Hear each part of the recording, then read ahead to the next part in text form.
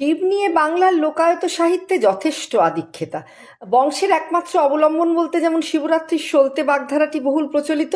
শিবরাত্রির এলাহি উপাচার আচার বিচার পালনের পর ব্রতীর জেলে দেওয়া প্রদীপের সলতেটি শেষ অবধি জ্বলতে থাকে, কিন্তু একমাত্র সেটিই যেন একাকুম্ভ রক্ষে করে শিবরাত্রির অন্ধকার।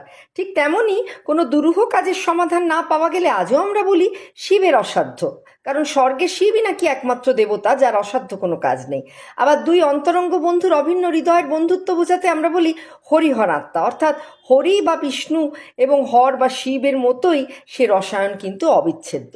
আর সেই প্রচলিত প্রবাদ যা আজও আমাদের মুখে মুখে ফেরে, ধান ভানতে শিবের গীত মানে অপ্রাসঙ্গিক বিষয়ের অবতারণা, অযথা সময় নষ্ট এবং কাজের কাজ ফেলে রেখে গৌরচন্দ্রিকা তো অহেতুক, তাই না?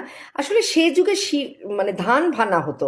রাজা শশাঙ্কের আমলে শয়নে স্বপনে জাগরণে বাঙালির শিবময়তা ছিল বলেই এই প্রবাদের যথার্থতা। ধান ভানাটাই মূল লক্ষ্য, কিন্তু ঢেঁকিতে ধান কুটে চাল বের করতে খামোখা গান গেয়ে ইনিয়ে বিনিয়ে ধান ভানার জন্য বৈদিক দেবতা শিবের স্তোত্র বা গীত গাওয়া হতো। ফলে ধান ভানার মূল উদ্দেশ্য হয়তো ব্যাঘাত ঘটতো, কিন্তু কাজের গতি আনতে একঘেয়েমি কাটাতে গানই হলো একমাত্র মন্ত্র সেই মেহনতি জনতার, তাই না? আর সবশেষে বলি চৈত্র আগতই, তাই শিবের গাজন গাই আমরা। সারাটা চৈত্র মাস ধরে সন্ন্যাসীদের সেই চড়কের উপবাস আর গাজন বা গর্জন করে ভিক্ষান্ন মাঙা, এসবই তো আমার বাংলার লোকায়ত সাহিত্য।